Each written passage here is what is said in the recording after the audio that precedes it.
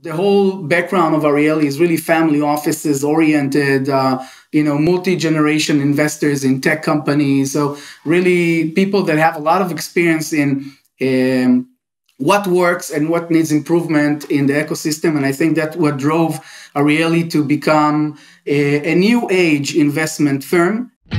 Welcome to 20-Minute Leaders. Just sit back, relax, and learn from the leaders of today. It's a journey. Each one is different, unique, inspiring. Let's get started. This episode is powered by J Ventures, a community-driven VC fund in Silicon Valley in partnership with Agro-Tech, sponsored by Homeward Ventures, Hippo Insurance, Upwest Labs, Synergy Global, Hillel at Stanford, Leap, Birthright Excel, Serona Partners, and in media partnership with C-Tech. Welcome to 20-Minute Leaders. So we're talking about investing, but a different type of investing. Meet Arieli Capital, and specifically Or Haviv. Arieli Capital is a successful venture capital firm that operates in a very different model from its industry. The investment model is evergreen, not looking for fast exits. It is a combination of a private equity and a VC. Their investors are mostly wealth management entities and family offices, and they have a unique investment approach and equity holding structure with a diverse investment portfolio from accelerators in ocean tech, agro-tech, to direct investments in many startups. Or Haviv, welcome to 20-Minute Leaders. Thank you for joining me. How are you today? Thank you for having me, Michael. Everything is good, and how are you feeling these days? I'm feeling good. I'm feeling particularly optimistic because you're dedicating your career to working on very impactful projects for society and for the world. Not just in the ag tech and ocean tech and climate tech that you're working in investments, but also on in the cities that you're operating in and the communities that you're in. And I think that that there's a lot of really interesting stories to be told here. Oh, tell me a little bit about yourself, your connection to Eilat, and then the other connection to ag tech and impact technologies. Okay. So first of all, it's a pleasure to be here. I hear great things about your show, and I'm happy to be on board. My name is Or. I've been connected to the world of innovation, I think, pretty much since I was born. I think it's a passion that I had since I was a little kid. I'm one of these kids that love to explore, never took no for an answer, and, always wanted to know what's around the corner and what's coming up.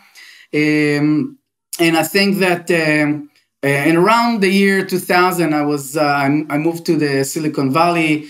And I studied, my major in university was the byproduct of the dot-com bubble burst, okay, which was basically focusing on the digital world, okay? So how does businesses, not brick and mortar businesses, survive, thrive, grow? And we really got embedded into the ecosystem, the different components of the ecosystem. Back then, pretty much everything we have on our phone and on our system that we use today was born, almost everything was born there and around those times. So it was very exciting to be in the Valley in those years and to see all these companies grow.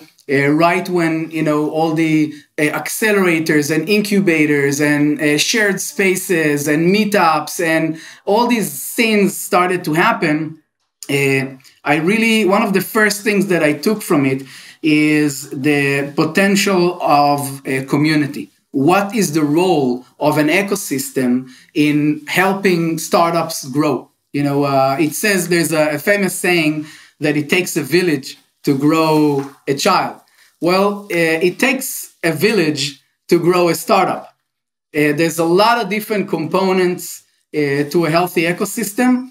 And I think that one of the major changes that I went through in my life was really being in the Valley in those years and realizing the potential and the contribution power of an ecosystem to help growing technology companies. Very, very cool. Talk to me a little bit about Eilat. And you're talking about ecosystem and that it takes a village. And it sounds like you're a pretty monumental figure in building that ecosystem and building that village within the southernmost city of Israel. Yeah, so I think the story of Elat and of different places that Arieli operates in is really a story of building ecosystems and believing in people and helping, let's say, doing our part in helping to realize human potential.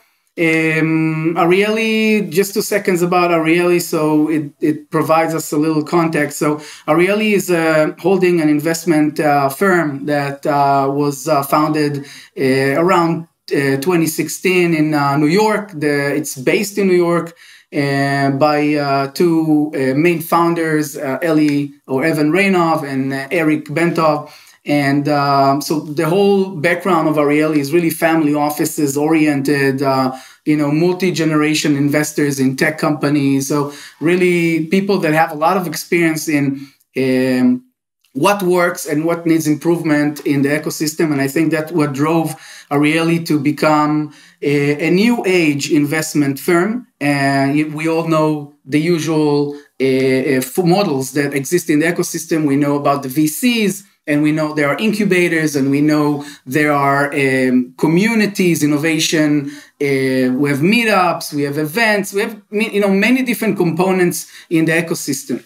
And really, I think what signifies Arieli is the fact it's holistic atmosphere and holistic overview. So the fact that Arieli is not just an investment firm, but also helps companies to grow and leads incubators and leads innovation centers and runs accelerators and works with academic institutions on academic commercialization and TTO processes and provides digital services to companies for digital acceleration, which is a lot of the downfall of a lot of companies when they scale. All these different things provide us with the ability to look I believe, in a healthy way at helping companies grow. And I think that when you take all these things, it really brings our ability to help ecosystems grow. That's also the story, like you mentioned, in Elat. Elat is, first of all, I grew as a teenager in Elat, so I have a warm spot in my heart for Elat. Warm is a good word when you describe Elat, right? So we all know, Elat as a tourist destination, a beautiful place that people go to vacate. Well, we saw the business potential and, Arieli and a tech center, which is our local company, made a beautiful activity there. We built a community and we brought accelerators, literally for the first time in the history, you had business accelerators. You had, for example, Italian startups, coming to Elat to grow and develop and close deals, which really was, the first time. Up until then, people, like I said, came to Elat for vacation or for conventions or things like that. So we believe in the potential of Elat, but also in other things in the periphery of Israel. We all know that most of Israel's high-tech scene is centered around Tel Aviv and Herzliya, and that's where the majority of the organizations and startups are at, which is good. But we all know that if you want to look at it in a sustainable way, it's not sustainable, right? So the country has a lot more to offer, and Israel's periphery, north and south, are offering a very big variety of assets for startups to use. I'll give you a couple of examples because you asked about it. So in the south, obviously you have the Negev, right? So we all know the Negev as a place which is up and coming. There's a lot of potential. It's a desert. It's about 60% of Israel's landmass. So, for example, one of the things Arieli has done is to partner with Ramat Negev, which is the largest regional council in the country. About 22% of Israel's landmass is under their property or management. And one of the things that they've done in the past 60 years is to develop an R&D center focusing on agriculture, but on specific type of agriculture, which is bordering desert. Okay, so we all know desert. You have extreme deserts like the Sahara and all that. That's one thing, but bordering desert is exactly when regular climate meets changing climate or desert climate. That's very relevant for when we talk about globally the climate change and that the world is experiencing today. That's relevant for exactly that zone, because that's when you see how, for example, certain grapes that are used to grow in certain areas in the world, they're not used to grow in these regions where the temperatures are extreme and changing all the time. And one of the things that they've done in their R&D center in Ramat HaNegev is really to find a way to adopt certain breeds and certain, let's call it certain type of crops to those changing climates. That's very relevant to most places on Earth that are experiencing really that condition. So we built Frontier. Frontier is our innovation center focusing on desert climate, which has experienced a lot of attention from companies and investors, and hopefully very soon we'll be able to announce our up-and-coming incubator and investment fund that's focusing on agriculture, which I believe will be very impactful on building or taking that ecosystem of Agro-Tech, which is very developed in Israel, I believe, to really the next level. Beautiful. If you're thinking through your experience now in building villages and building ecosystems, of course, for startups, what is something that we may be overlooking of the importance of maybe something that we take for granted or something that we don't give enough attention to, but through personal experience, you've experienced that, wow, this is something that is actually crucial in building a healthy ecosystem? So that connects me, it's a great question, that connects me to a panel. I was invited to speak on an investor panel from one of our international partners, Intesa Sanpaolo Bank, which is one of the largest banking groups in Europe and the largest one in Italy. And in this panel, one of the final questions was really, what do you think is one of the key factors for investors when they look at companies? And one of the things that I said is, when I look at companies, I really also obviously look at the team, I look at the technology, the potential, the market, all that stuff. But one of the things that I'm looking at is, where are they? Are they in the right place for them? Are they in a place where they have a healthy ecosystem that's going to help them to grow? Because like we said, it takes a village. And I think a lot of the things that, investors sometimes overlook, being an investor in a tech scene is all about managing risks, okay?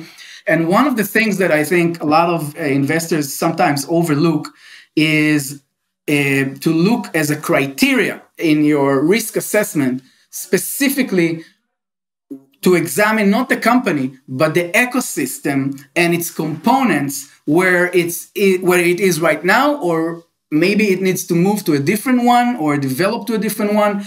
That has a key factor in helping the company. And I'll give you an example. There's a great discussion, if Steve Jobs would not have been in the valley, in those times, will Apple still happen? It's a great question. I know it's going into the past and asking, theoretical questions, but we all know that being in the right place, the right time, with the access to the right services and assets, if you're surrounded by, by scientists and by people with a lot of, digital knowledge and business knowledge, and an ecosystem that is healthy, also with investors that are relevant to your sector. I'll give you an example. One of the things that Arieli is developing is an ecosystem focused on oceans, ocean technology. We all, there's a famous, I think it's a Chinese saying that says that the fish is taking the water for granted. Okay? I think in essence, maybe humanity started to take the oceans for granted. It's about 70 or more % of our planet. It's the largest, body of something in this world, right? It affects everything that we talk about, that we hear, that we feel, our climate, our life, our food, our products, about over 70-80% of our products are shipped and transported via the oceans, in shipping and trade and logistics and supply chains. We all saw what happened in this industry lately when this industry, had a little hiccup. It affected prices everywhere. In Israel, you wanted to, buy a car, you had to wait for 6 months or a year to get it because of that, and it affects everything. So one of the things that Arieli has done with amazing partners, including startups, Nation Central, and universities, and academic and research institutes, and investors, etc. We built the first real community that deals with ocean tech related innovations. And we had 4 events, focused on key factors like the food from the sea, the water, the shipping and trade and logistics, the climate change, key things that really affect all of our lives. Each event, really, we saw the demand because each event attracted, hundreds of people from around the world that came in to listen. What's going on? What type of innovation can we do to be more to protect this valuable resource? So when we talk about the oceans, we spoke with several Israeli startups that have amazing technologies, for example, for the shipping and logistic sector. And one of the things that these companies told us is that when they speak to investors, the investors say, listen, we know it's an amazing industry, we just don't know anything about it. So we want to help you, but we can't because we don't understand the industry. So that's the importance of the ecosystem. When you're a startup and you're in the right place that can help you, one of the things, for example, that we've done in our ecosystems, we had startups that came in and said, okay, how do we meet the first co-founders? So they came to our community, and our community helped them to find their first programmers and the first co-founders. And then to help them, very basic things. Where do we sit? Can we sit down? Startups in the beginning don't have money to rent, expensive offices and all that. And Israel is not really a place where you have a lot of garages. In the Valley, you had amazing companies that started in the garages, but Israel doesn't really have a lot of garages. So it's tough questions of a startup in the early days. Where do I sit? How do I meet my co-founders? How do I meet my first programmers? These are all answered by a healthy ecosystem. So I would recommend, you said, what would I recommend to young entrepreneurs and actually to investors too, is really to look at the company, but also spend a lot of time on thinking, are they not just with the right product for the right industry, are they in the right place for them, in the right ecosystem with the right components? That's something that I would really recommend for startups to explore. And sometimes, and here's, I think, one of the breaking news, sometimes the right ecosystem for the startup is not necessarily Tel Aviv, okay? Just, explore what type of assets do you need access to. If you need to research, for example, the coral reef, because your startup has to do something with the coral reef, maybe you need to be in a different ecosystem for part of your startup life or process. So, I love it. Oh, where is this coming from? Where is all this passion and this excitement? Over these last 18 minutes, it's very clear how passionate and excited you are about building these ecosystems and building them to support companies, especially that are doing high impact technologies. Where is this coming from? First of all, I grew in a house of educators. My mom was a teacher from, my father, my sister. I was surrounded by educators. And one of the things that I saw people coming to our house with flowers and gifts, for my mom. And I asked her, all the time, who are these people? Why are they bringing all these gifts and everything? And I learned that these are people that used to be our students that literally said that my mom changed their lives and sent them on a different path. And slowly and surely, after that, I went to the I joined the forces, the special forces in the military, and then I was in the Secret Service for a while. And I saw different aspects of humanity, and I realized that the most important asset, natural asset that we have is not gas, and it's not diamonds, and it's not gold, and it's not the sun or energy, or it's the human brain. It's what exists between our ears right now. Anybody that sees and watches this podcast, you are the most valuable asset that this planet, maybe the universe, has ever had.